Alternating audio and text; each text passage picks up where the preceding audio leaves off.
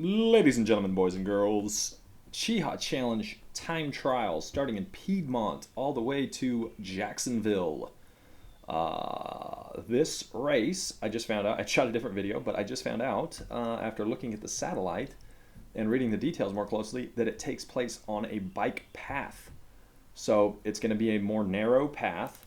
And it looks like, if we look at the race profile down below here, the way I'm approaching this, net uphill, nothing super crazy. I know they call this flat and fast, but if this profile is correct, a 1% grind is not fast. That's where you feel like you should be going faster than you are.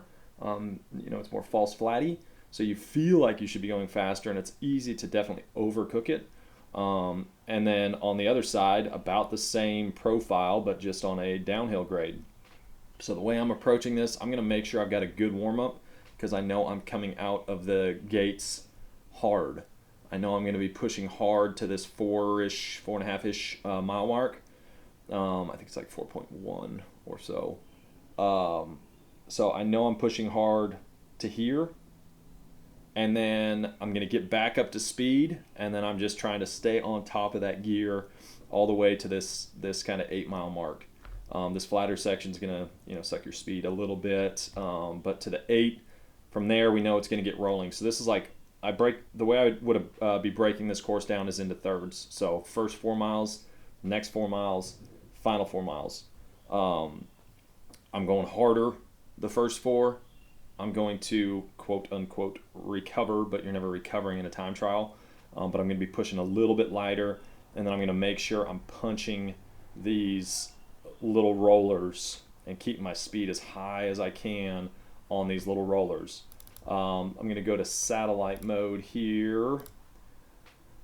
So you're on a path. There's going to be some little cross streets. I would 100% assume that they're going to have people there manning those to make sure you're not going to get hit by anyone.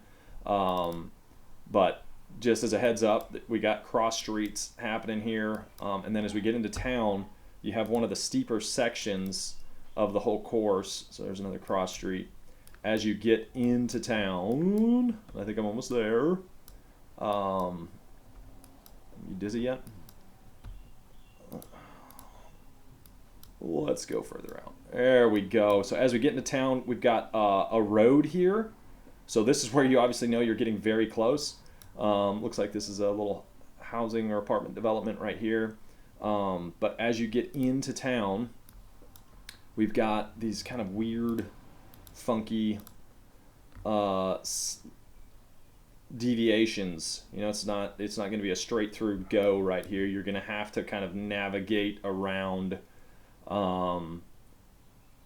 the shrubbery, the road furniture. I mean, it's tough to tell on this, but I would probably be taking the left line if I were able to choose. I'd be going left here most likely. And then same as you kind of get down to this final street. So it's got you going right through this little gazebo looking thing.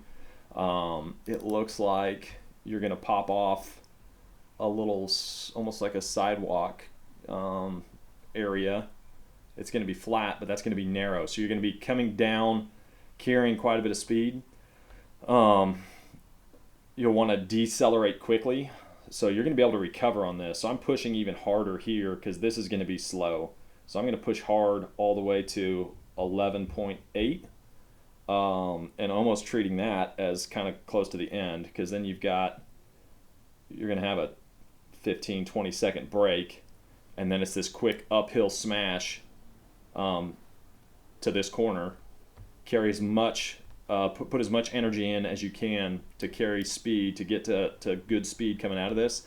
This is a wide turn, and it looks like one of the steeper little sections here. So empty your tank here, carry speed, and then it's a quick left-hander and you're done. If you can preview this, I would definitely preview it ahead of time. Will it let us do a little? Okay, so here we go. So here's the path. I'm guessing they're going to be taking these out. Let's hope. But curb opens up. Let's hope they get all the red stuff out of here. So based on this, I mean, you can come off of this, and there's room here, but you do have this where it juts out around this tree. But you can probably take this pretty wide, assuming there's no major cracks right here. I would be taking this a little bit wide and almost targeting the end of my turn to be the edge of that corner. So sweeper, and then carry as much speed as you can, because we got this uphill kick. And on that uphill kick, there we go. Google Street View for the win. We're punching as hard as we can. It looks like it tapers off near the end here. So punching as hard as you can to this top corner. And from here, there's not as much. Yeah, that's a pretty wide turn. So we got all this parking area. So long as there's no cars there, there's going to be plenty of room. And then it's just a quick left-hander to the finish line. And it looks like there's nothing major to really worry about here. So cut this as close as you can. And that almost looks like a slight downhill there, but barely. So empty the tank, carry speed. I want you attacking that final hill, coming out of it with as much speed as you can, because then it's just finishing things up to this finish line. You're gonna be, if you're carrying speed, you're not gonna lose time for sure. So hopefully this helps. Good luck out there. If you can, like I said, preview the course the last little bit here, because I want you to see what that path is going to look like. Is it going to let us do the path? Yeah, it's not going to let us do that. But preview that. If you can even ride down this and kind of get a feel. I mean, just standing there, you're going to get a feel for what that's going to be like. Fortunately, it's not wet or anything, because that would be treacherous if it was wet.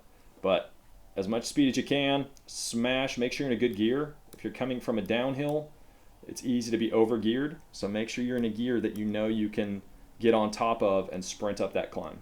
All right, that's all I got. Good luck, grip and rip, and suffer well.